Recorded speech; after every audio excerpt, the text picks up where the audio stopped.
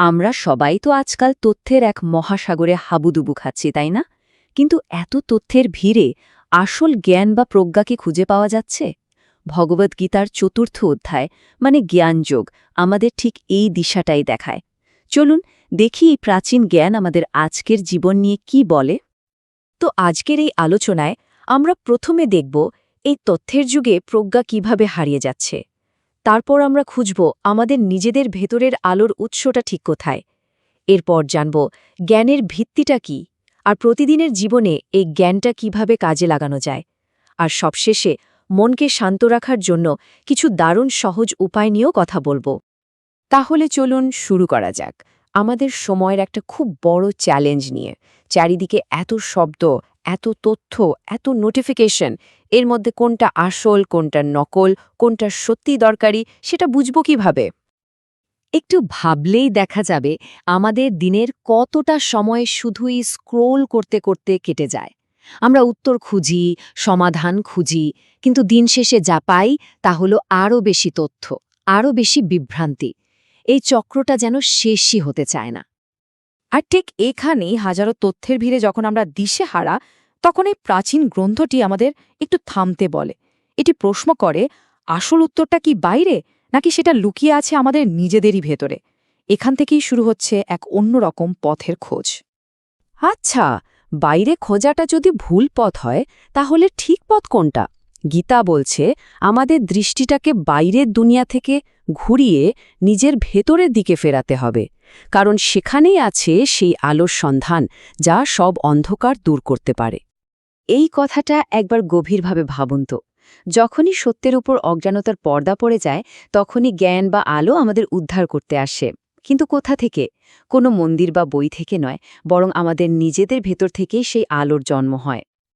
এখন মনে হতে পারে এই আলোটা আবার কি জিনিস? এটা কিন্তু কোনো ম্যাজিক্যাল ব্যাপার না। এটা আসলে আমাদের প্রতিদিনের ছোট ছোট মুহূর্ত। ধরুন, হঠাৎ করে কঠিন একটা বিষয় পরিষ্কার বুঝে ফেলা, অথবা খুব রেগে যাওয়ার পরও শান্ত থাকার সিদ্ধান্ত নেওয়া। এগুলোই হলো সেই ভেতরের আলোর প্রকাশ। তাহলে আসল জ্ঞান কি? অনেকগুলো বই পড়া বা অনেক তথ্য মাথায় জমানো? না, আসল জ্ঞান হলো সেই শান্ত স্থির পথটা খুঁজে পাওয়া যা আমাদের দেখায় কোনটা জরুরি আর কোনটা নয়। আসলে জ্ঞানী তো সে নয় যে বেশি জানে, জ্ঞানী সে যে জানে কোনটা ছেড়ে দিতে হবে। কিন্তু এই ভেতরের জ্ঞানটা আমরা পাবো কিভাবে? এটা কি শুধুই একটা সুন্দর ধারণা, নাকি এর কোনো নির্দিষ্ট রাস্তা আছে? হ্যাঁ, আছে। গীতা এর জন্য একটা সুস্পষ্ট কাঠামোর কথা বলেছে, আর সেই কাঠামোর ভিত্তি হল ৪ সংখ্যাটি। চতুর্থ অধ্যায় সংখ্যাটা খেয়াল করুন, ৪। কখনো ভেবে দেখেছেন ৪ সংখ্যাটার মধ্যে একটা অদ্ভুত স্টেবিলিটি আছে? যেমন ৪টে দিক বা একটা টেবিলের ৪টে পায়া।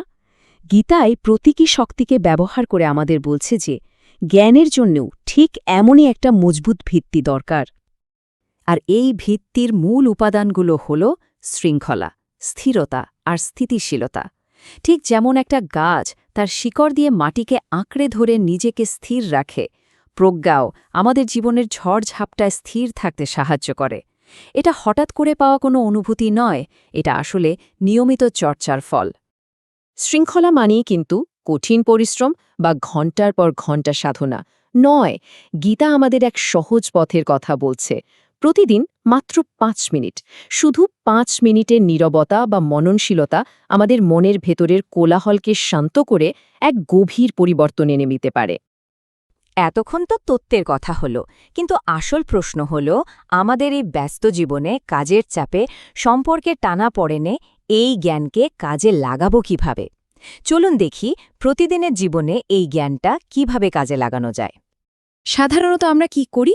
কোনো ঘটনা ঘটলে সঙ্গে সঙ্গে একটা প্রতিক্রিয়া দেখাই, অনেকটা এই বাঁদিকের ছবিটার মতো, আবেগতাড়িত আর তাৎক্ষণিক। কিন্তু গীতা আমাদের ডান দিকের ছবিটার দিকে নিয়ে যেতে চায়, শান্ত, স্থির এবং নিজের ভেতরের জ্ঞানের সাথে যুক্ত।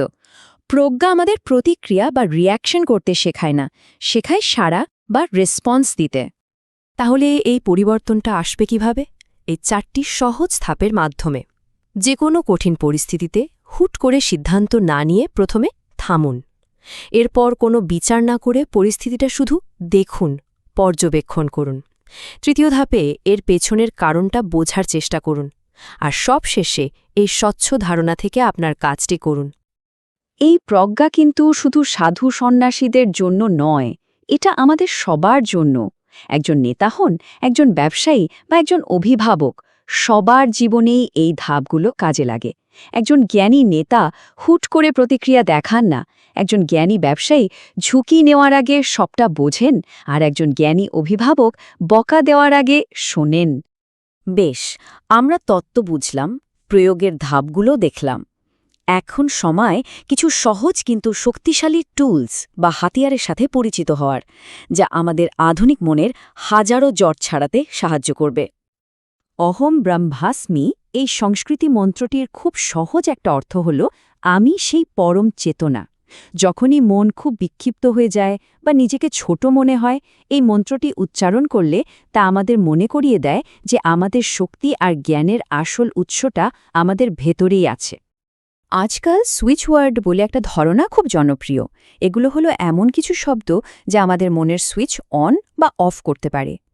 যখনই মনে হবে সব গুলিয়ে যাচ্ছে, তখন এই 3টা শব্দ মনে মনে বলতে পারেন: আলো, স্পষ্ট, জানো।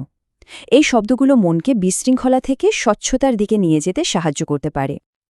আজকের এই পুরো আলোচনার সারমর্ম যদি একটি বাক্যে বলতে হয়, তবে তা হলো এই লাইনটা।